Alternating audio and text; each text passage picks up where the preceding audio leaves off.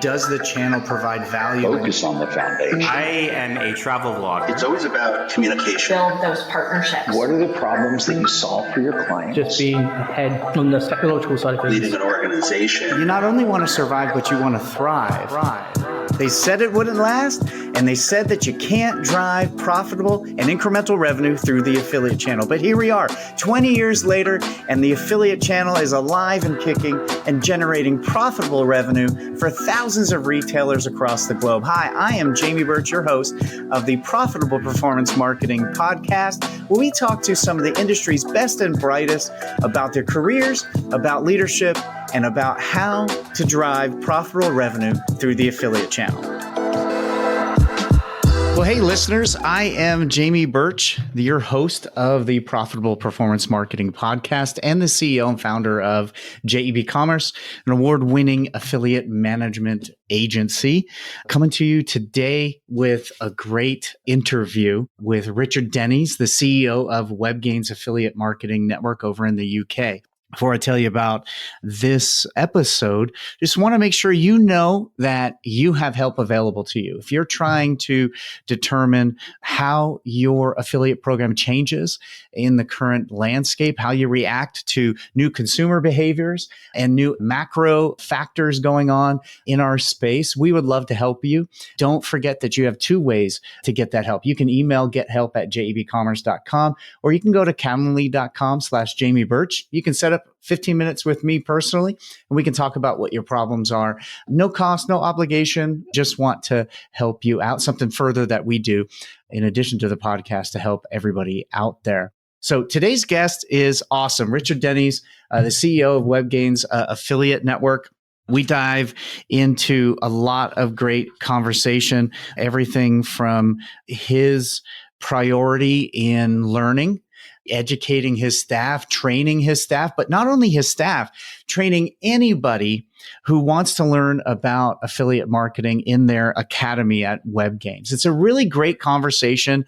And I found that Richard and I have a lot of core values that we share, a lot of experiences. We talk about the Commodore 64 and the Commodore 128 and coding basic in the 80s and everything up to today. We talk about people's hidden superpowers, how to lead in the times that we've just gone through, what that looks like. But we also talk about smart commissioning on affiliate products. We talk about how this channel is definitely a disruptable industry and how investment in the channel has changed things. So we definitely talk about different affiliate models, influencers, things like that.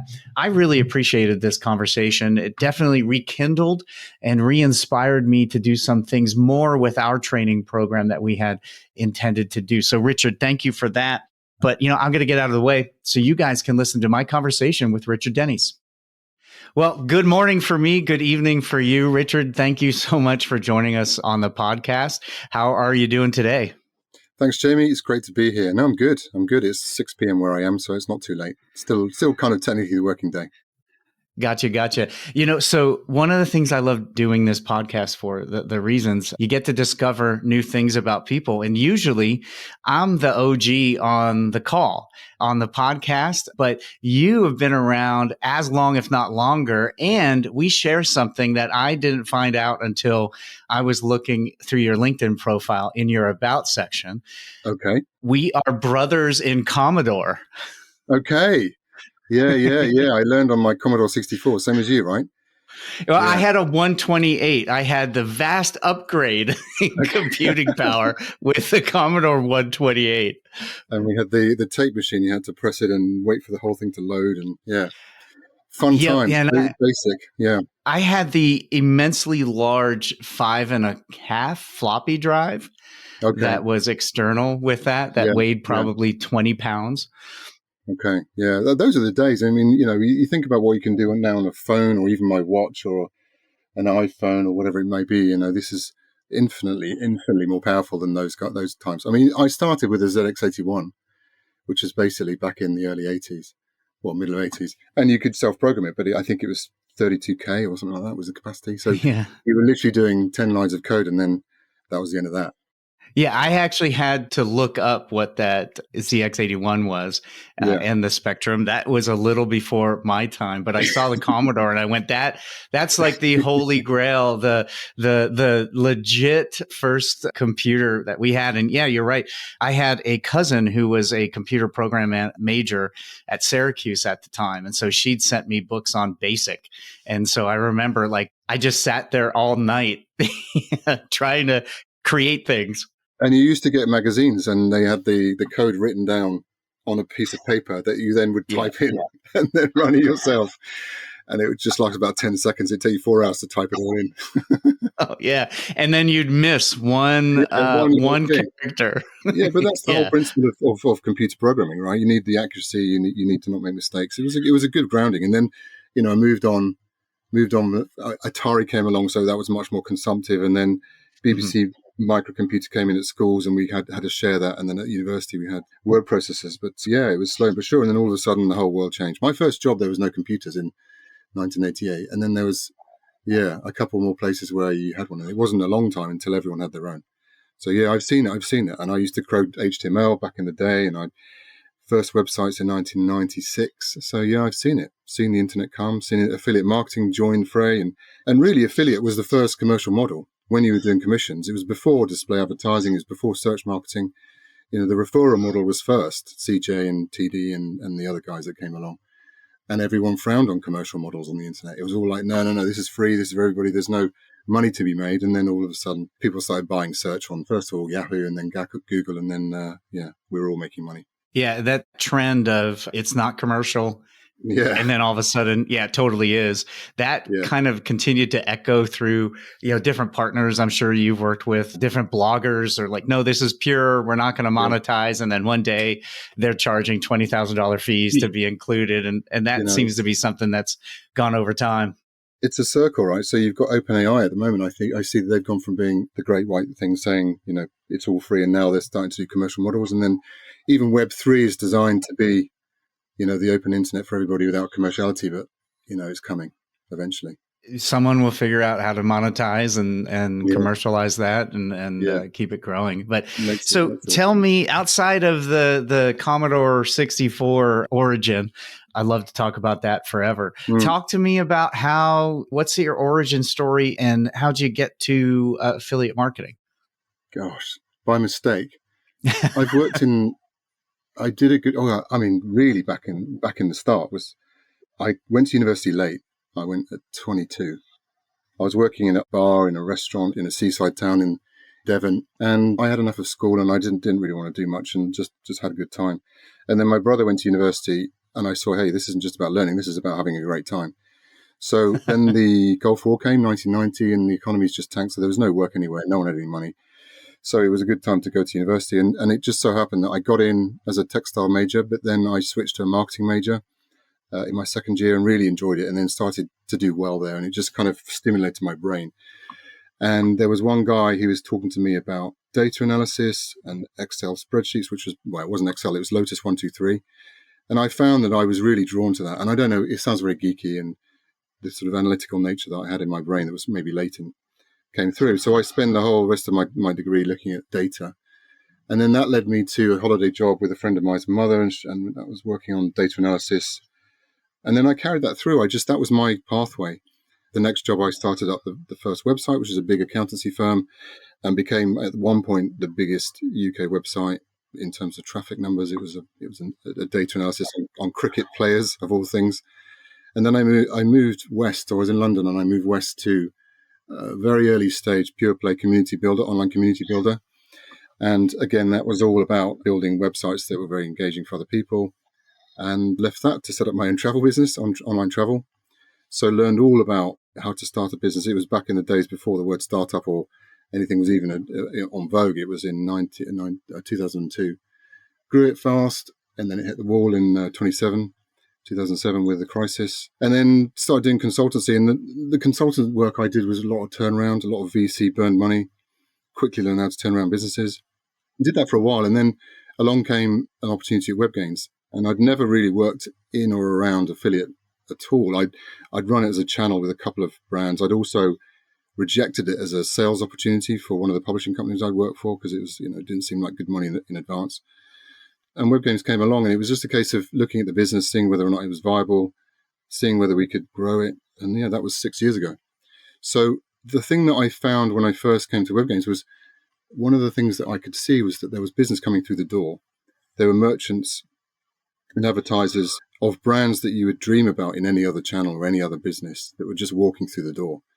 I won't go into particular names, but they're all very household names. There was 2,000 brands. And having come in from ad tech and previous roles in some kind of web builder stuff, one of those brands would have been delightful, let alone hundreds that were coming in month after month. So the team was very nice. We made some changes, but eventually worked hard on that and then transformed the technology, transformed the branding. Yeah, that's where we are today, really.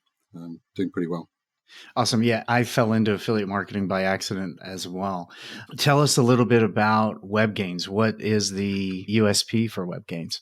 The Webgains is we are very good at what we do. We don't try and do everything. We're not on some kind of imperial overstretch trying to do every sector in every country. We really do well as a network in the UK, Germany, France, Spain, mainland Europe.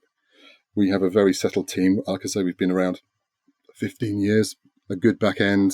We don't have any problems with uptime. We have a 99.9%. We're very, very resilient, very reliable. We don't try and do crazy things. We've invested in some AI technology, which has been pretty nice. It means that we can make it very efficient for our merchants and affiliates to find each other and to make money from each other. One of the things that I realized when I arrived was that we were quite reliant on a couple of clients and a couple of affiliates.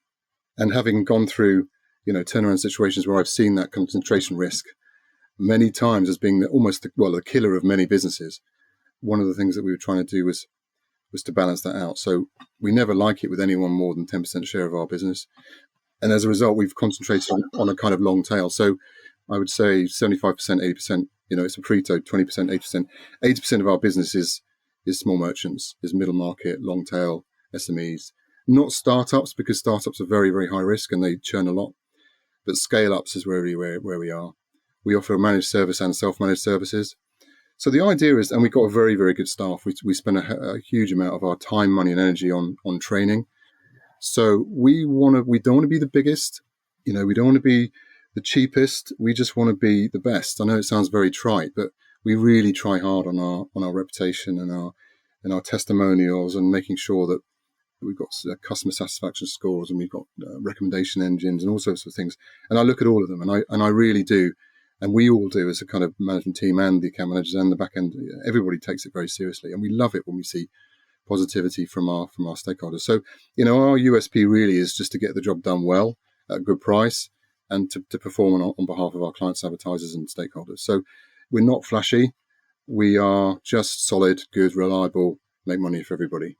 That's awesome. And I know, we talked on our prep call and I've seen in your LinkedIn post, you guys talk about being the best trained staff and your ethos is never stop learning. So Why is that your ethos? Why is that so important for the organization? So if you think about competition, if you think about churn of clients and your staff, if you're investing in your people, which is what you have to do to be, a high level service business, you want them to stick around.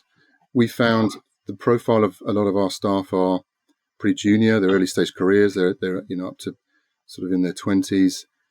And the biggest competitor for them is not necessarily our competitors, it's other adventures. So, it's people that say, actually, I've had enough of work, I want to go somewhere else, I want to go traveling, I want to have another agenda. And of course, before pandemic, then that's pretty much what people do. So we try and make their journey with us on Webgains as more a career adventure. I know in my early stage of my career, learning was very important, but even now I still am a massive sucker for learning. I love it. I try and learn more languages. I was just learning how to do something just now, and I'm just completely obsessed with a thirst for knowledge. That's what it is, and we try and attract those people. When we hire them, we give them various different psychometric tests, and one of the indicators is a desire to learn. And once we know that people are in and they're developing, then of course it helps us, it helps our clients, and it helps the business, and it also makes them feel part of something moving forward. We set up the academy 4 years ago. We've had thousands of people through that, whether that's Webgains or whether it's non-Webgains. It's open to everybody. We just want everyone to learn and improve and get to know the industry better, raise a reputation, push out the fraud, just do things the right way. I'd love to hear more about the Academy. One thing that we've experienced, especially the last 2 years, has been a real difficulty in finding individuals who know what we do. One of the things we've toyed with is opening up our training to anybody so that we love to help others start their career. And that doesn't necessarily mean just at JEB, but also to help us build a bench of people we know who've been through this training that we can kind of pull from. So tell me, it sounds like you guys are doing something. You've already done this. Tell me more about the Academy. Well, I mean, the background to it really was one of the previous roles I had before Webgains was working for an organization which is now called Tech Nation, but it was called Tech City in the UK. It was run in conjunction with the UK government and actually sponsored by the then Prime Minister David Cameron.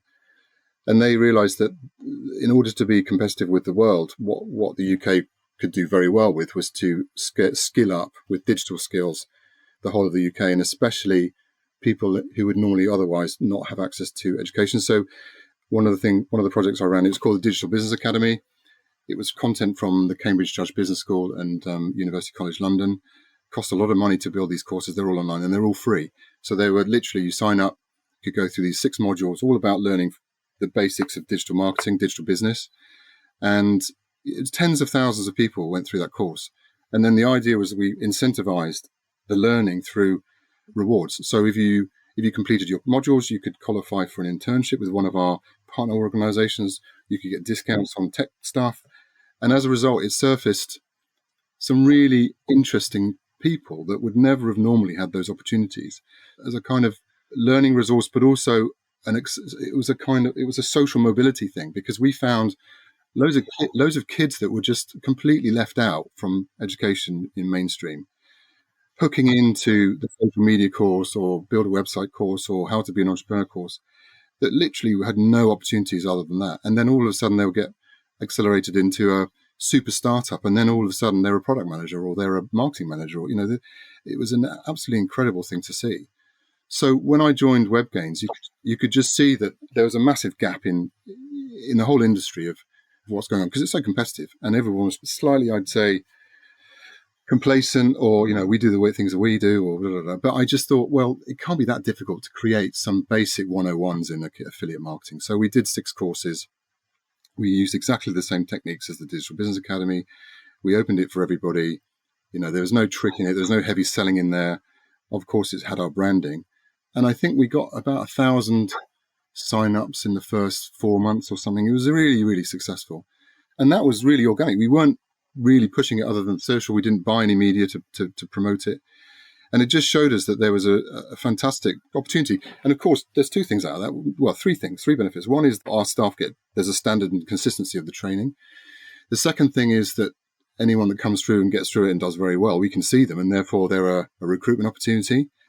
And then thirdly, clearly we could see merchants and affiliates that weren't on our network. And so there was a sales and business development opportunity. So it's a no-brainer. And it cost a bit of time. And we used the guys that came in who were actually developers on the previous project back in the UK government have now joined us in Webgains, a couple of them. And so it was relatively straightforward. It was a quick project. We did it in about 5 months, I think.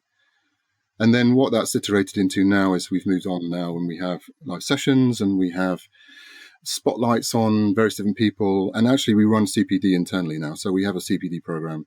So if you sit on an internal call, or you give a demo, or, you can gain CPD points, and then that obviously helps you in terms of your career advancement. We insist on everyone doing the basic courses before they're even allowed a salary review or a promotion. But then, of course, if we see that somebody's super motivated, there's a number of expected behaviors we have in the business, whether that's trying to grow an account or making sure your quarantine is all checked off or your pending publishers are approved. There's a load of sort of expected behaviors that we're trying to make sure that the Academy covers internally.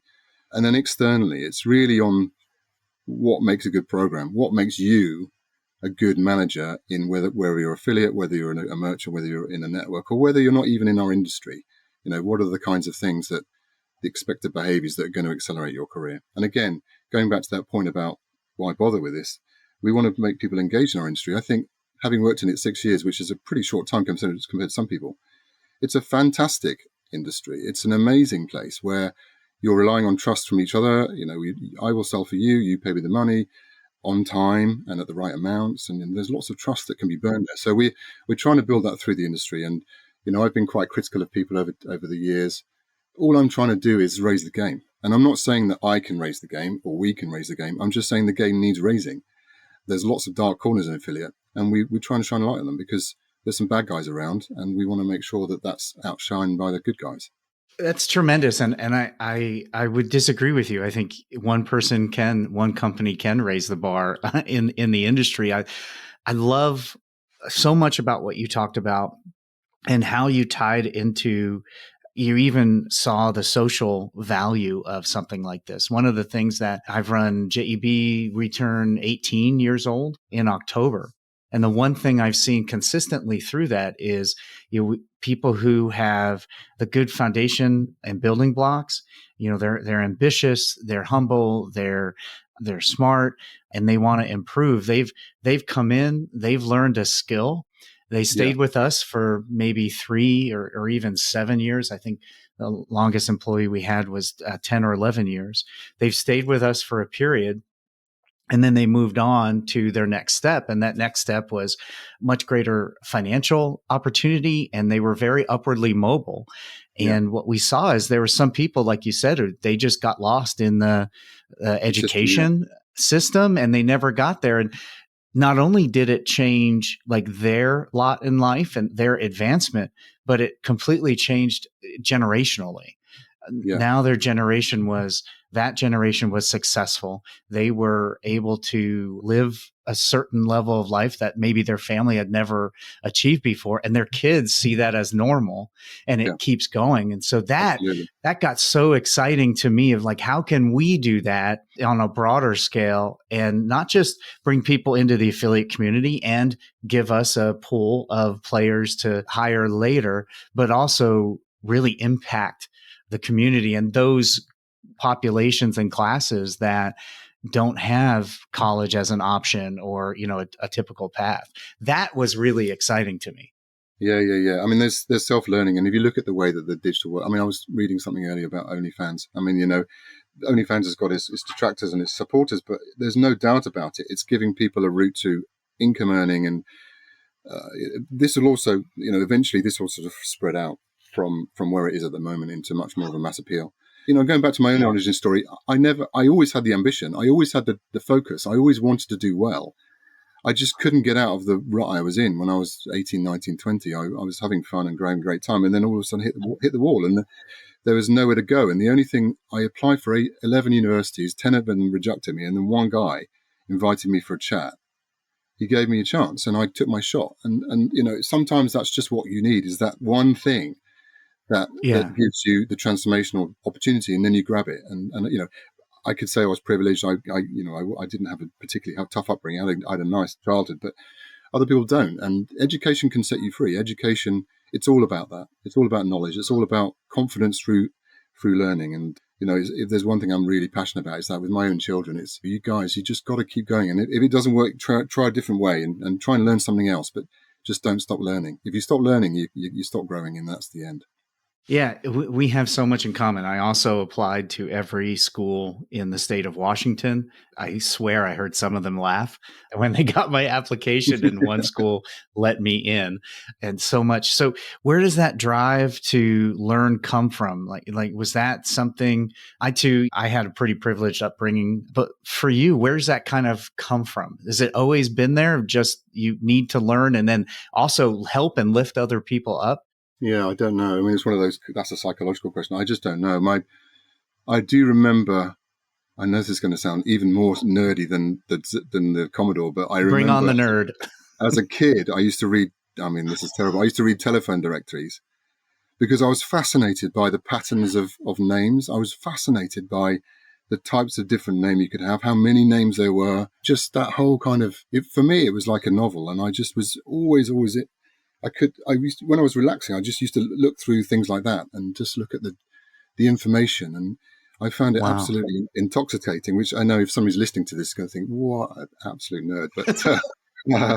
But I guess it's a sign of your brain plan. My grandfather was quite a successful accountant. He came from pretty much nothing, and after the Second World War, trained in the army to be an accountant, and then ended up becoming the top guy in the whole profession. He brought the charter to the ACCA, which is a big organisation in the UK and in fact the world now. He was the guy that got the charter for them to become a regulated body, and he was a very big inspiration for me. And then he died, and that was a catalyst for me to think, just come on, get on with it, and make your move. But no, I don't know where it came from. I don't know. My dad's a musician. It's a completely different set of motivators. He's done quite well in his life without trying that hard, it seems, but he's a massively talented musician. So for me, it's a complete alien thing. And he's not data-driven at all. My mother died a long time ago, and she was a very good entrepreneur. So I didn't have a conventional upbringing. I didn't really live in a 9-to-5 lifestyle, but I did have successful people around me, and they kind of forged a path for me. But I don't know where the urge to learn was. At school, I absolutely lost it. When I loved learning until 11, and then I went to a selective school, a grammar school, and then everybody else was smarter than I was, and I got very discouraged. I did very badly in my exams, and then I just lost confidence in learning. It was just going to university, which is not just about subject matter. It's all about just how to learn and how to appreciate learning. And I mean, again, I remember really enjoying learning about the textile industry around the world, and the Chinese multi-fiber arrangement, which sounds so dry now, but I just couldn't get enough of it. It just felt like from there on, I was always fascinated with learning. In Webgains, we encourage everybody to learn anything they want. We have a training allowance for everybody. They can learn anything. It can be making biscuits. It can be learning Chinese. It can be or Mandarin, or it can be learning to fly. It doesn't have to be anything to do with affiliate marketing. We have training loans. We encourage people to travel to other countries to just absorb the culture of another place, just to stretch yourself. That's really what we have. Because again, going back to the point, if you're learning, you're growing. And if you're not learning, you're not going anywhere. We'd rather have people learning anything than learning nothing.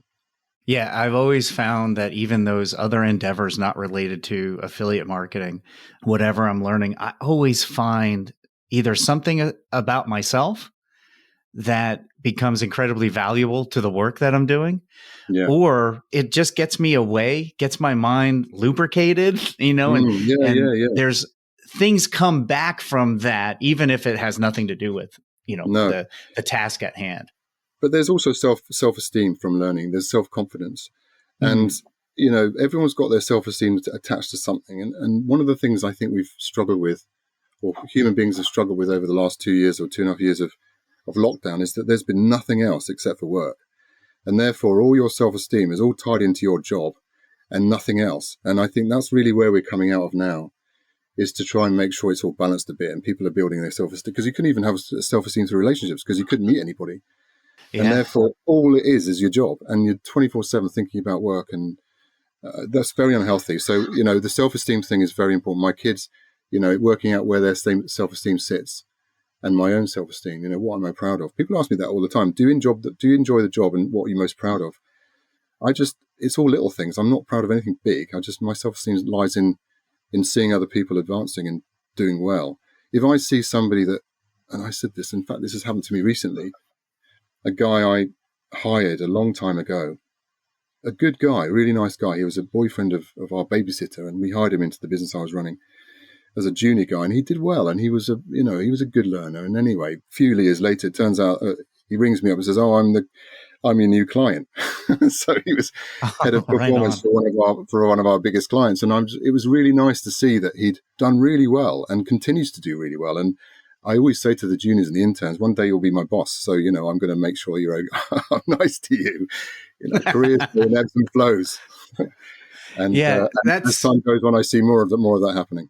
That's so great and especially for me too, when we, and we work, many of our former employees are on the affiliate side now, and we work with them on a regular basis. And it's great to see from a distance how they've continued to evolve and grow and do really great things for themselves. Yeah, exactly.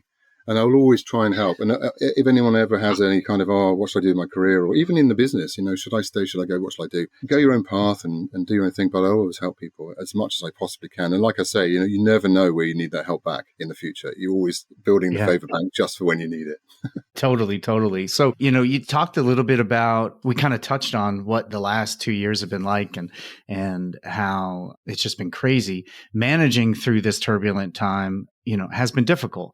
We've had a hot economy, a pandemic, 2 years of that. We now have land war going on. How have you managed through that? How have you helped your team keep that ethos of always learning, and in a time when we couldn't sit next to each other, and sometimes it just feels crazy. How have you done that? Yeah. How have I done it? What have we done? We were one of the first things when I joined Webgains is I realized that everybody was tied to their desks and they had their little nest around them and they had 3 screens and we tried to very early on just give everyone laptops so that they could work from home if they wanted to. We tried to free up and add flexibility to the team a few years before the pandemic hit and everyone was forced to work from home. So fortunately for us, when that kind of order came in, and I remember it was the 8th of March, and I'd already decided that we were going to spend a lot of time closing the offices and spending a lot of time at home. We were already ready. We didn't have to adapt at all. We were luckily agile enough to make that leap pretty quickly.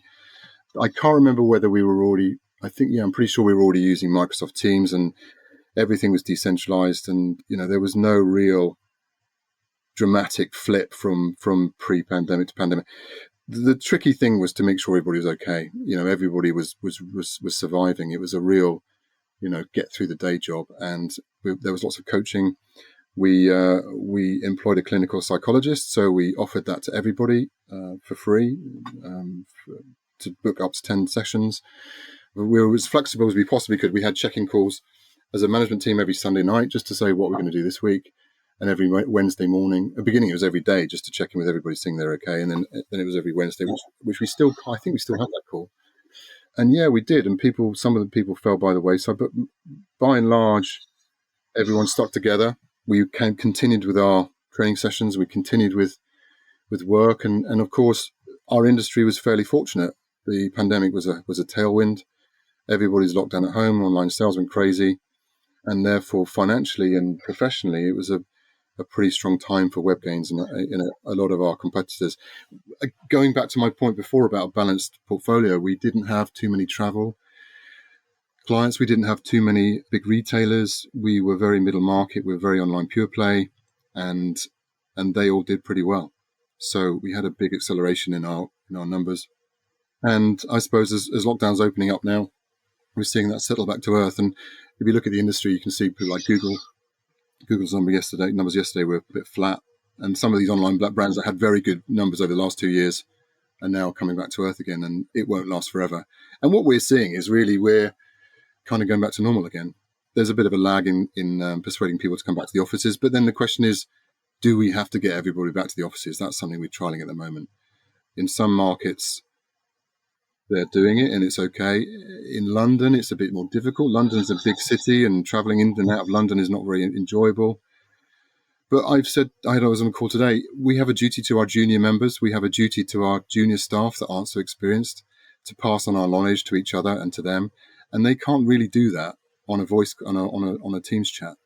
What you need is that asynchronous and synchronous learning. And, there's nothing like sitting between two guys who know what they're doing when you don't know what you're doing. And then just having that knowledge by osmosis, just by those sort of random questions. And so therefore we can't just not have anyone together. I don't think that's going to work. There is a hybrid model. And, the more we can physically spend time with each other, the better. From a mental health, the more we can spend time physically with each other, the better. We're gregarious people by nature, by species. Yeah. And that's one thing, we've been looking at too, is we've expanded. Our employees are all over the country right now. And that wasn't the way we were before, but we've done lots of different things to continue the culture and to try and help our junior players. And that's something really important. I think leaders need to know. It's really hard to bring those people up on a Zoom call or a Slack channel. And so we're looking at how do we augment that with in-person things when everyone is distributed across quite a large geographic area.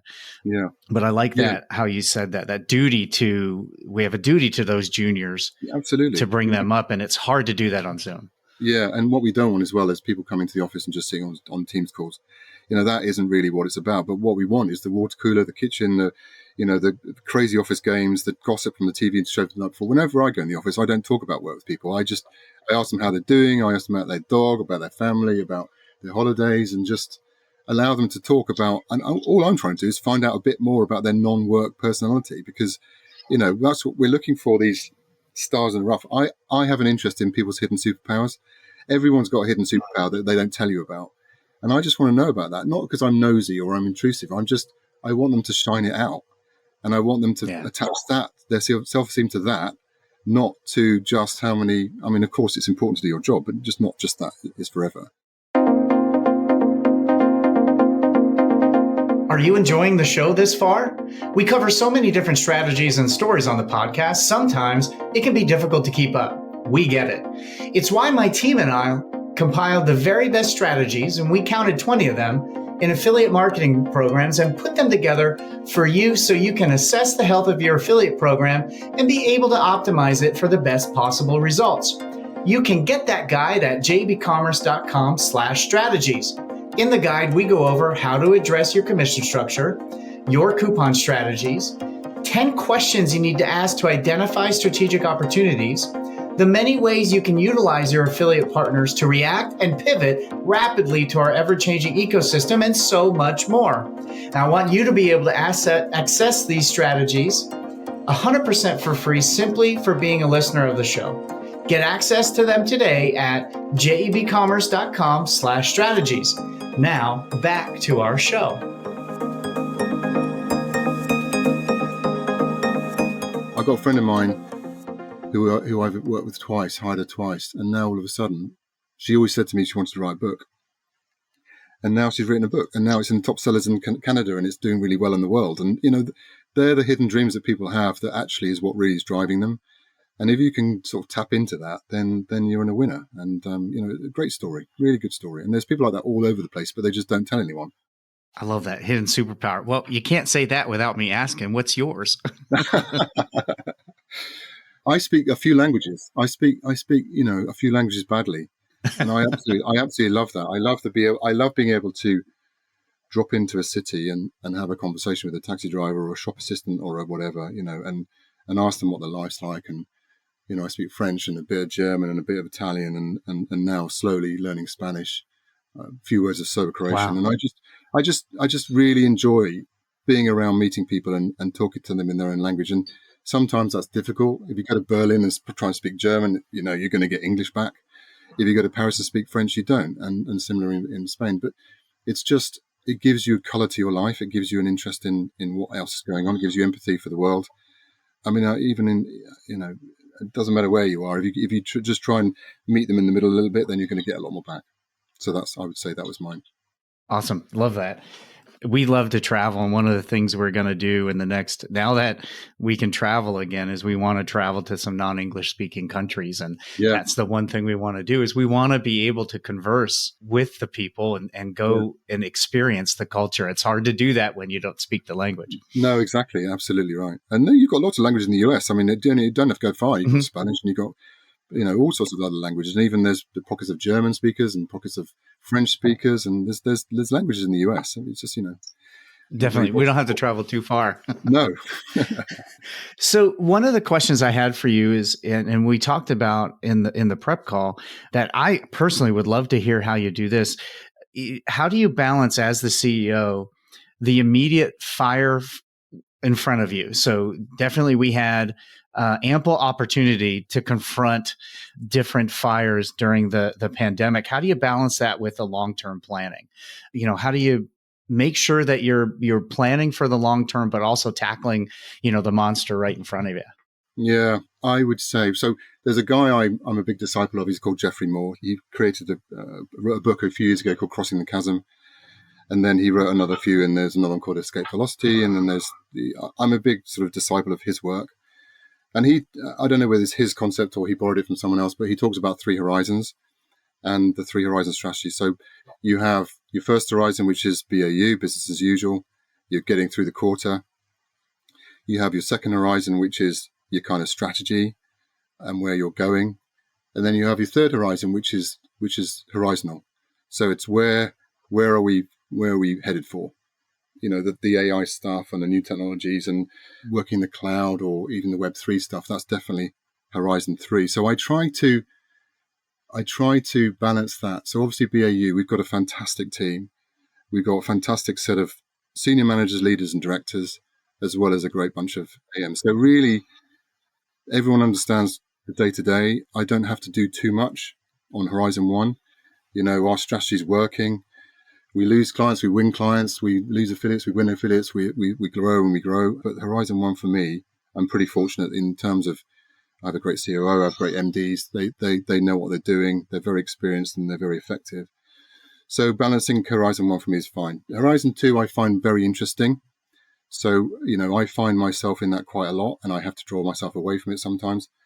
And that's really about building the next version of Webgains, whether that's from a technology point of view, whether it's a M&A conversation or whether it's expanding into new markets. You know, that's the kind of happy hunting ground for me. And then the Horizon 3 is very enjoyable. So it's just kind of reading up on what's going on. NFTs, Web3, it used to be AI. AI is now sort of BAU for us. And just anticipating, I mean, even things like the Ukrainian war, geopolitics, you know, where should we be looking out for? Where are the things where are the early warnings? So that's, you know, in my head, that's how it works. And we spend a lot of time as a management team talking about Horizon 2 and I welcome input from the rest of the company or elsewhere on where they think Horizon 3 will be for us. So if that makes sense. Oh, it does. And definitely just brought that book up. I think I've read it a long time ago, but yeah, definitely but going to bring that up. And it talks about the various different powers of industry and you know, it's just evergreen. It's a bit like marketing. You know, I learned the 4 P's of marketing. Now there's like 5,000 P's of marketing. But for me, price, product, place, promotion is never going to change. And it's from the 80s and, you know, the original Tom Peters stuff, excellence and quality. Maybe I'm just stuck in the 80s and 90s. But, you know, those things don't go away. They can get reformed and you can have an internet version of them or there could be some new thing. But at the end of the day, humans are humans. We all have the same hierarchy of needs and that hasn't changed. So, you know, I'm a pretty basic guy. So let's talk about change. Talk to me about what have you seen affiliate marketing change? You talked about early on, like you had evaluated the affiliate channel as a publisher and rejected it. Now you're at Webgains. So like what have you seen change since that rejection and then since starting at Webgains? When you're in a media house, which I was and consulted on for a few years, it's all about money. So what you don't want to do is it's where's the risk? Where's the risk? So when you're selling media, you want the advertiser to take the risk and pay for the media before they make the sale. So that, you know, that's what you want as a publisher. Yeah. Of course, what happened there was the CPMs, the cost per thousands and the CPCs just started to erode because we had such an explosion of inventory to sell. Then you had the sell side platforms and then you just had so much content that you were trying to monetize. So, you know, the CPAs just went to zero. I remember when you could get £100 1,000 impressions. You know, I'm back to those days. Yeah. And now, you know, £100 could buy you millions and millions and millions of inventory. So that's died. You know, that's died as a model. And now you see a lot of these news media or whatever it is, they're now moving into subscriptions because they've seen the value of their inventory just gone to nothing. And then now I'm in affiliate. I clearly have got a much more of a better understanding of an idea of the eCPMs. So rather than CPAs and CPMs, the value of a page and the value of a user and the value of a conversion, which has been really interesting. And I'm fully behind the value of affiliate. You know, the risk is then being taken by the media house or the media owner, and then they get paid afterwards. But when they've got a lot of media, a lot of inventory, then, you know, they can afford to do that. And then obviously the different types of affiliates, you've got the tech affiliates, you've got the retargeters, the remarketers. You know, CPA is no longer a dirty word. It's not a dirty model. It's a passive income model, and people like that. It's difficult to plan it, but if you layer it properly, then it can be a very, very powerful income stream. And then the influencers have come along, and they're driving a particular trail in what they're doing. And that's been fascinating to see. And then you've got Instagram coming, and now you can monetize that through your stores. And, the sort of the iteration of the innovation and the monetization of all of these things is fascinating to see. So our challenge really as a network is to keep on top of that stuff, to make sure the way we track it is accurate and it's honest, which is, in these days of data privacy and cookie blocking and intelligent tracking prevention from the mobile devices is difficult, but then that doesn't mean it's impossible. We just need to innovate better all the time. So innovations need to stay in that. We need to be honest and track properly and bill properly and pay properly. Those are the things, the table stakes to be in the game. They're no longer differentiators. Say, oh, we can pay you weekly, not monthly. We should all be able to pay affiliates daily if we want to.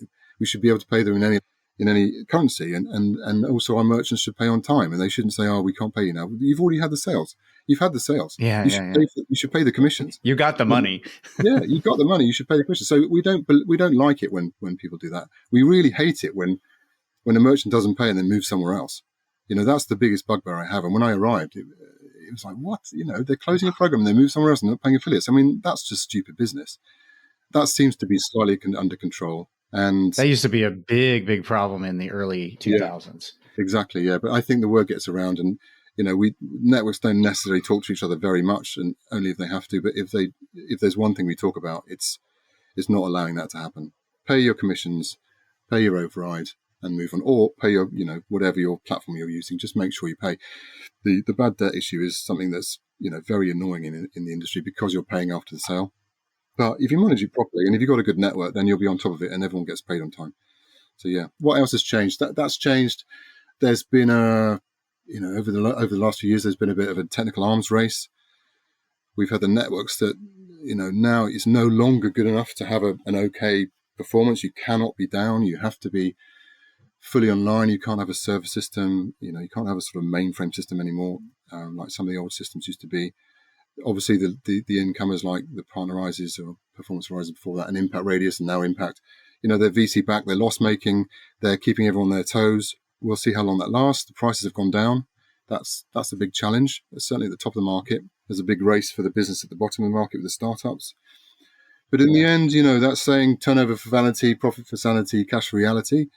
That's where it sits. If you run out of cash. Say that again. I haven't heard that. Haven't you? Turnover for vanity. Turnover vanity. I mean, have you watched We Crashed, the program about WeWork on Apple TV? WeWork was a fantastic business, but they bought turnover. They were buying their business. They're buying market share. When the valuations went the wrong way, everyone got funny. They wouldn't put any more money in. They run out of money. They went from a valuation of whatever it was, 63 billion down to 8 billion. And of course, yes, they did float, but in the end, cash is reality. Turnover vanity, profit sanity, cash reality. If you run out of cash, you run out of options, and the game's over. So in the end, the cost of servicing an affiliate client or paying out an affiliate, there is a cost to it. It doesn't matter what you do, and you can make that as efficient as possible. Because our industry is an industry of relationships, it always is. I mean, if you're a 10-week-old startup, you're not going to get on eBay, so you're not going to get on Payback, you're not going to get on Top Cashback, because no one's heard of you. You can't just plug it in and press a button and say, yeah, here's my offer to these guys. It's a relationship business. And therefore, what we try and do is automate as much as we can around those relationships. But in the end, I don't think we'll ever get rid of the human part of affiliate marketing that's been there forever. It's a very difficult thing. It's not programmatic. There are ways that you could probably put programmatic units in so that, you could optimize on social media or on content sites. But those offers and discount sites, they're not going to give you media unless they're going to convert. And, there's so many brands. There's tens of thousands of brands. We've got 26 million products in our database. Where does a cashback site or where does a discount voucher site go and find that stuff? We're trying to automate it. But, until human beings are completely out of the race, then they're very valuable. And again, going back to the never stop learning thing, we realize that the human relationships are so important in our industry, and that probably is going to remain so. So if we can create people who are using them, we say it's all about minds and brains, not your hands. We want to automate, we want to optimize what's in your head not what's on your fingertips, because otherwise it's just admin, and nobody wants to sit there doing admin the whole time. It's all about that. So yeah, going back to the changes I've seen at the moment, there's a big race to the bottom at some parts of the market, but it's not sustainable. We're in the long game. We're definitely second and third horizon on that. Gotcha. That's great. You mentioned influencers. So what does Webgains, how do you deal with influencers? How do you help make those transactions happen? Webgains speaking, we're not necessarily doing deals directly with the influencers themselves.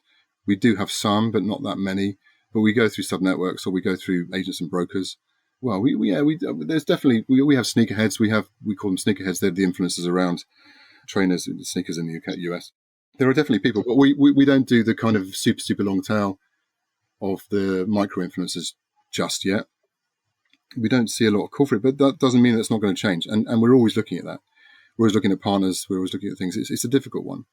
And the conversion journey is very hard. When you've got, I feel quite sorry sometimes for these guys, because unless they've got that impulse purchase thing that they're going on, and you buy it right there and then, it's very difficult to reward an early stage influencer for something that then goes through 6 levels of evaluation and finally ends up with Klarna doing a broken down payment system, and they get the last click commission. So we look very hard at that.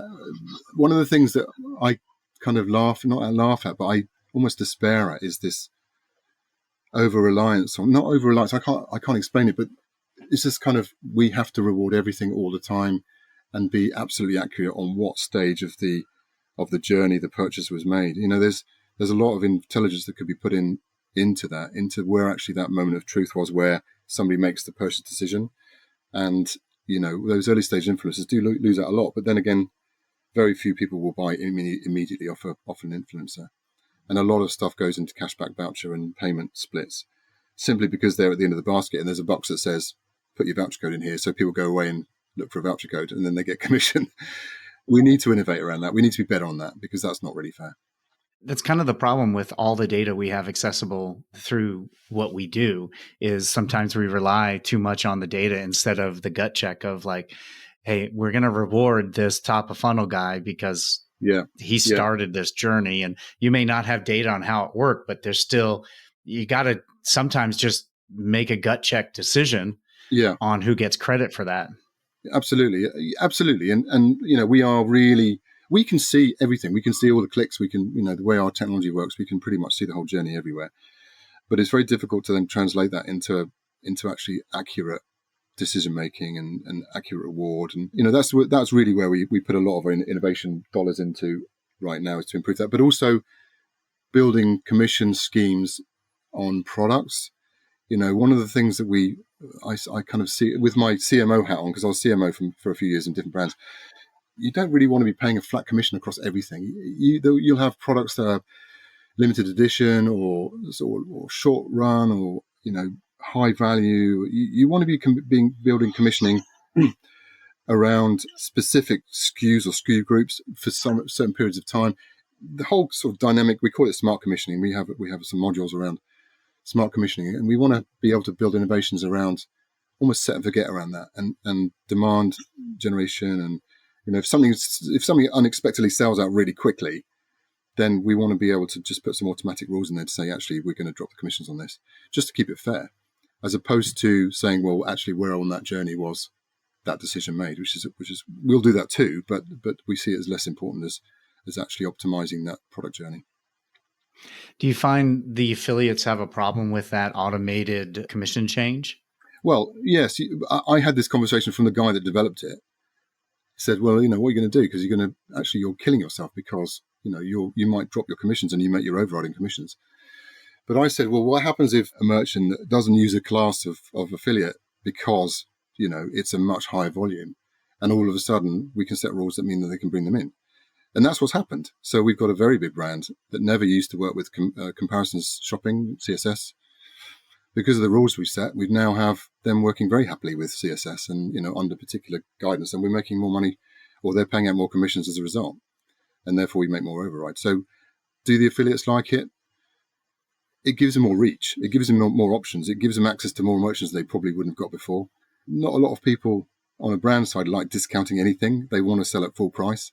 If you're selling your stuff, you're developing your products, you never develop your stuff with a discount in mind. You're discounting because you want to accelerate sales, or you've got a particular promotion, or you've got some stock in the warehouse. But really, if you can be smart about it, you can probably set things up so that you can avoid discounting as much as you can, or discounting when you really want to and need to, and where it can optimize a cross-sell into something else, as opposed to discounting for discounting's sake. That's definitely something that we're seeing. My last question for you is, there's been a lot of investment in the channel the last 2 years, a lot of equity firms and VCs coming in and some aggregation.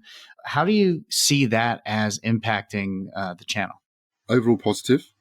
I think it's about time. I stood up in a presentation, I think the first season I was working, and I said, listen, guys, this is a very comfy industry.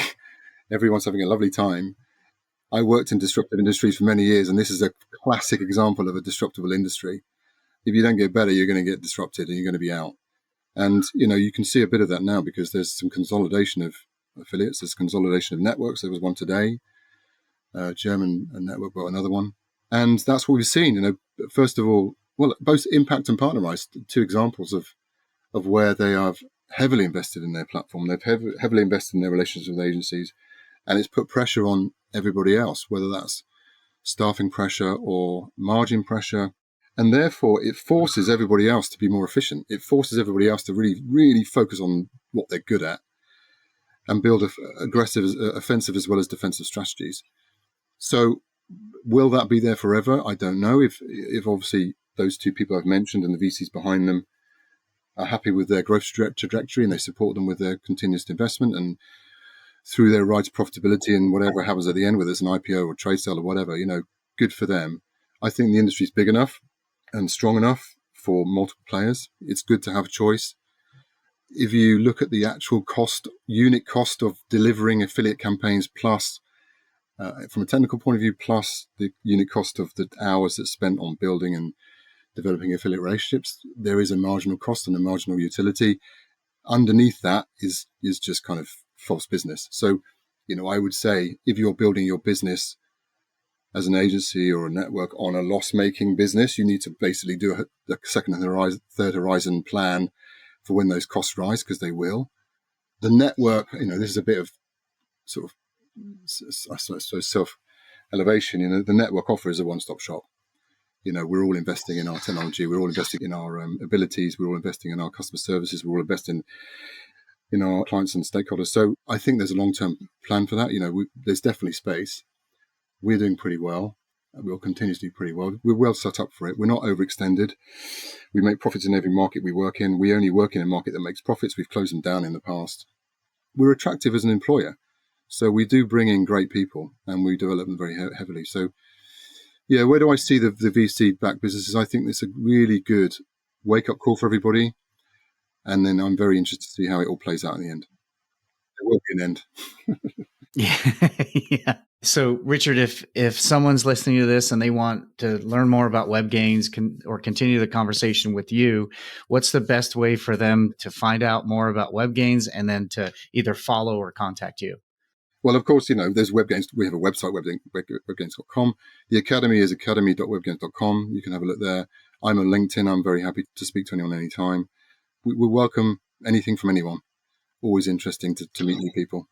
Awesome. Well, I have learned a ton today. You have sort of rekindled my inspiration for our training program here, and I really appreciate that. I'm definitely going to go check out the Academy and everything. Really enjoyed this conversation, from Commodore 64 to, investment in the future. So I appreciate your time today, and I will include those links in our show notes so that our listeners can continue the conversation with you and with Webgains. Thank you so much. Thanks, Jamie. Thanks very much. Well, first off, I just realized I say that with every podcast outro. But first off, Richard, thank you so much for this conversation. I really enjoyed getting to know you, hearing your story, your evolution, how you lead, and really how a lot of things impacted you to get you to this point. And hey, who doesn't love a story that starts with the Commodore 64 and has reading phone directories in it? I mean, that was awesome. And, this is a safe place to nerd out. But Richard, thank you so much for your time today. Love hearing your perspective on so many things. And we really talked about a whole lot. I loved how you lead your organization. And I was thinking, I've been running my companies for 18 years now, and I don't think I could work for anyone again. But I love how you lead, and definitely, Richard, you're on a very short list of people that I know I would love to work for. So for our listeners, what I really want you to, hopefully you picked up on was that style of leadership and the different horizons, and how Richard and Webgains look at that so they're able to navigate through turbulent times. We talked a lot about diversification, and something that he started doing at Webgains to make sure that any volatile things that happen wouldn't impact the company overall. And I was thinking at the time how important that is for networks, for agencies, and for affiliates to really make sure their income is distributed across different classes. And also advertisers. One thing that the affiliate channel brings to advertisers is that distribution. You're not just relying on one channel or one type of traffic source. You have it distributed. So if something interrupts, and let's talk, we've had a lot of some things interrupt. We've had a housing crisis in the last 6 years. We've had a recession. We've had a pandemic. We've had a hot economic market. We have a land war going on right now. There is a ton of things. We've had logistical problems from the pandemic that we haven't experienced. So there is a ton of turbulence that we never thought would happen that is happening now. And it makes the affiliate channel that much more important because it distributes risk and allows you to adapt very quickly and move budget into much different things that are working. So we definitely talked about that. I want to bring that to you, but also the Academy. And that is, the address is academy.webgains.com. So definitely, I'm going to check that out. That was a great part of the conversation, but I really enjoyed the part about smart commissionings, influencers, and really how our industry is a disruptible industry. And here's what he said. I wrote down: if you don't get better, you will be out. And what we're seeing in our industry right now is it's a disruptible industry. We're seeing VC money, equity firms come into it, aggregation on all sides, networks, agencies, advertisers, all of that, affiliates, all of that is changing things. And that requires each of us to get better, or we will be left behind. So that's my question I'll leave to you. How are you getting better so that you aren't left behind in the coming years as the channel keeps evolving?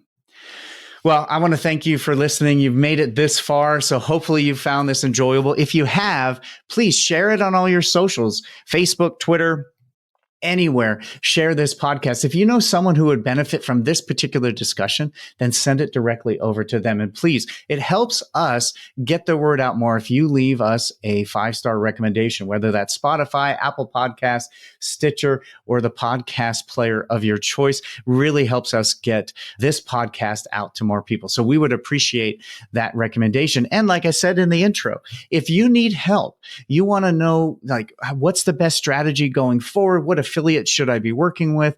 How do you grow exponentially through the affiliate channel?